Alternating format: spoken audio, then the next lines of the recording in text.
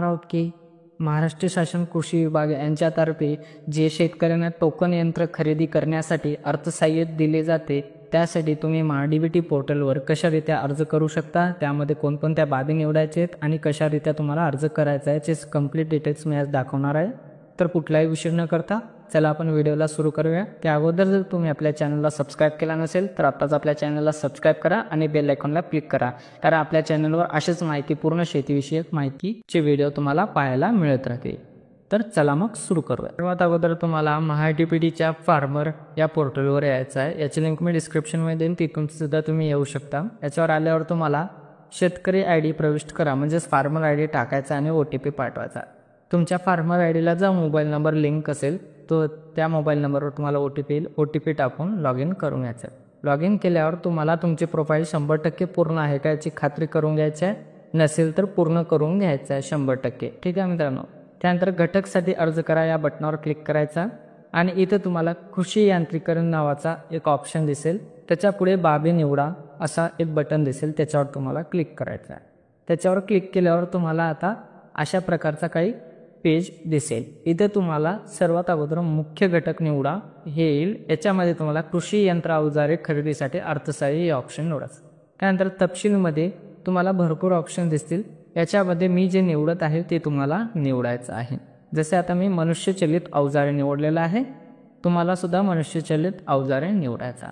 त्यानंतर आता यंत्रसामग्रीमध्ये तुम्हाला भरपूर असे वेगवेगळे यंत्र दिसतील, त्यापैकी तुम्हाला टोकन यंत्र हा निवडायचा आहे, कारण आपण टोकन यंत्रासाठी अर्ज करणार आहोत।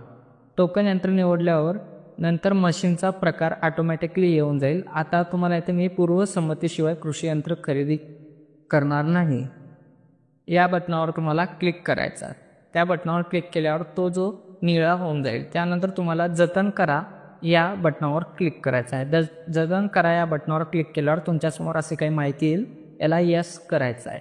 यस केल्यावर आता तुम्हाला पुन्हा इथे यायचं आहे, घटकसाठी अर्ज करा आणि त्यावर अर्ज सादर करा हा बटन दिसेल, त्याच्यावर तुम्हाला क्लिक करायचा। तुमच्यासमोर अशी काही माहिती येईल, याच्यावर तुम्हाला ओके करून टाकायचं आहे। आता इथं तुम्हाला पहा या बटनावर क्लिक करायचा। पहा या बटनावर क्लिक केल्यावर तुम्ही कोणकोणत्या अर्ज केलेले आहेत महाडीबीटीवर ते सर्व अर्ज तुम्हाला इथं दिसतील। जसे की आता बघा मित्रांनो, इथं मी पहिले अगोदर प्रमाणित बियांसाठी अर्ज केला होता आणि आता कृषी यंत्रासाठी म्हणजेच टोकन यंत्र मनुष्यचलित अवजारे याच्यासाठी अर्ज केला। आता आपल्याला इथं अजून पुन्हा चेकमार्क करायचं आणि अर्ज सादर करा बटनावर क्लिक करायचा। आता इथे देय यशस्वी येत आहे। समजा तुम्ही जर अगोदर पेमेंट केलेली असेल तर तुम्हाला पेमेंटचा ऑप्शन येणार नाही, जर नाही केली असेल तर तुम्हाला इथं असं पेमेंटचं ऑप्शन येईल, तर तुम्हाला इथं पेमेंट करून द्यायचं। पेमेंट करण्यासाठी तुम्हाला वेगवेगळे ऑप्शन देण्यात येईल। इथे तुम्हाला कोणताही नेट बँकिंग ऑप्शन निवडायचा आहे। त्यानंतर तुमच्यासमोर असं काही पेज येईल, प्रोसीड टू पेमेंट करायचा। आता इथे तुम्ही तुमच्या फोनपे गुगल पेनं सुद्धा करू शकता, क्रेडिट कार्डनं करू शकता, ATM कार्ड म्हणजेच ATM कार्डनं करू शकता, तुम्हाला जे सोयीस्कर असेल त्या याच्यानं करायचा। पेमेंट केल्यावर तुमच्यासमोर अशी पावती येईल, ती पावती तुम्ही सेव्ह करून ठेवू शकता। तर अशा रीत्या तुम्ही घर बसल्या टोकन यंत्रासाठी अर्ज करू शकता, कुठेही न जाता कोणत्याही CSC सेंटरला। आता इथं तुम्ही पाहू शकता की कोणकोणत्या स्कीमला म्हणजेच कोणकोणत्या अनुदानासाठी तुम्ही अर्ज केलेला आहे ते सर्व तुमच्या इथं समोर दिसेल। अशा रीती तुम्ही सुद्धा अर्ज करू शकता मित्रांनो। हा व्हिडिओ कसा वाटला कमेंटमध्ये नक्की सांगा। व्हिडिओ आवडला असेल तर लाईक